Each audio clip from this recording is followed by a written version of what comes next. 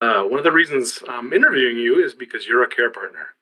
And forgive me if I'm not right, but you and your sister, right, are the kind of sole care partners in this situation.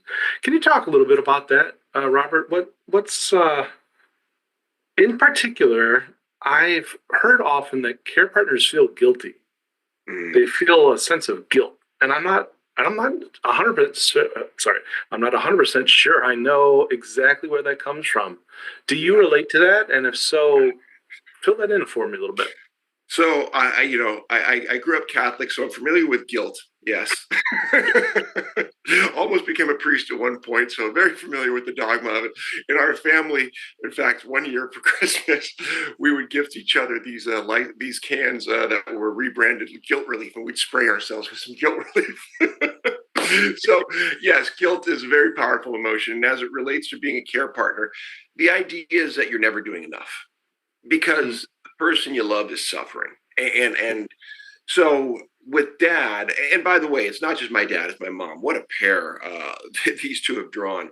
They were diagnosed in 2001. My mom was diagnosed with stage 4 breast cancer.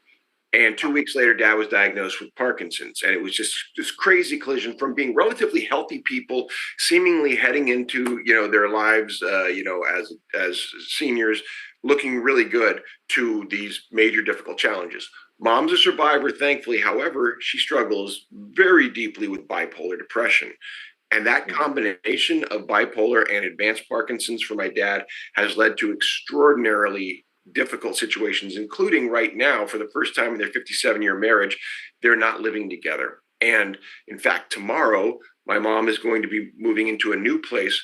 And it's not that they don't love each other, not that they don't want to be around each other, but they can't stay out of each other's way. And so my sister and I are constantly managing them. We joke about being their parents now, because we're having to manage the emotional, physical, as well as the psychosocial and just safety needs that are constant. I mean, every time, Matthew, you think you have something handled, something else pops up. And Wow. you talk about the whack-a-mole thing, of course, relating that to Parkinson's and the Michael J. Fox quote.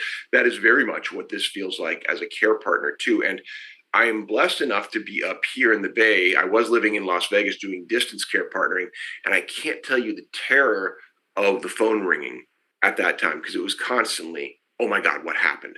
It still Hmm. happens now, but I'm 10 minutes away, and at least I can go and do and be part of things. And it's exhausting, but it's also, from a heart standpoint, comforting to know I'm here. Whether it is a visit to the ER, a trip to whatever rehab facility, a visit to a doctor's, or doing something actually fun and lovely together.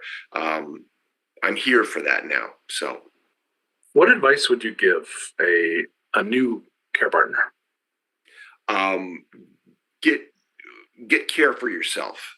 I think that's where care partners don't, because of the guilt, because of their need to constantly, quote unquote, be on for Right. the person in need, that they don't take care of themselves. One of the things that made a big difference for Chris and I, my sister, was when we were able to, and again, we're blessed to have the means via dad, but get a care partner for him, right? So that it's not us taking care of him all the time. And in theory, that was to take it off my mom, but mom couldn't be there. So now we're actually moving mom to a different place.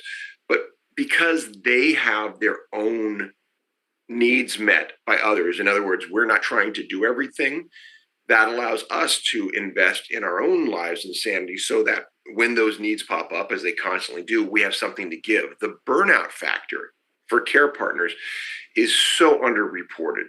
The Mhm. burden, the Yeah. guilt that care partners feel, up to the point of, as we talk about in our screenplay, suicide. It's unbelievable what the feelings are, and the horrible outcomes without help for care partners. So, A, reach out, B, really Protect yourself. protect yourself and get support from others, Mhm. right? And there's so many ways there are for your care partner. Do not try to be Superman, Superwoman, do it all myself, and just smile and grin and go, well, this is my job. And it's like, there's more to you than your role as care partner.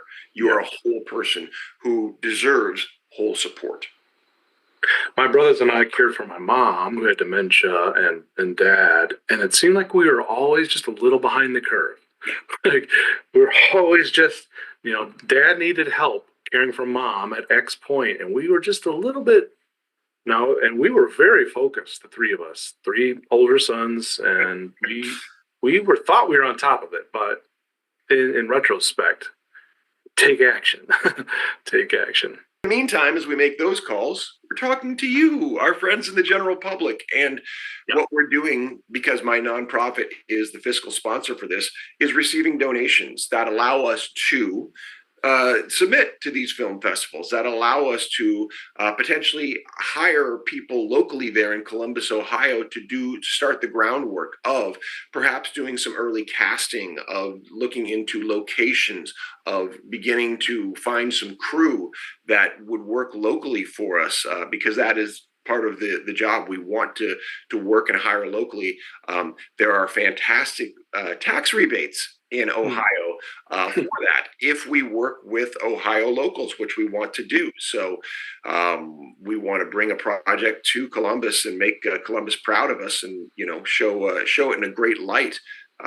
So that's all part of the project and process. Yeah. Once again, we are trying to make the first ever full length, feature length film about Parkinson's, and we're going to do it in Columbus. And you might get a call, people out there, friends of mine that have PD. You might get a call from me. Do you want to be in a movie? So yeah, help us out.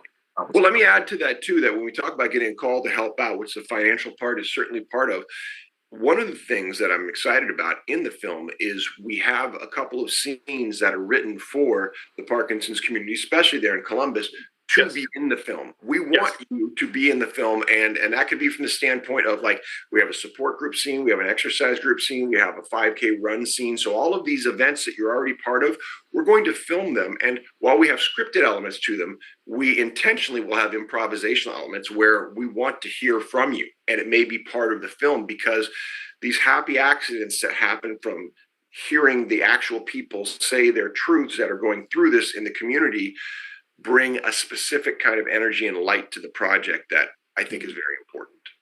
Cool.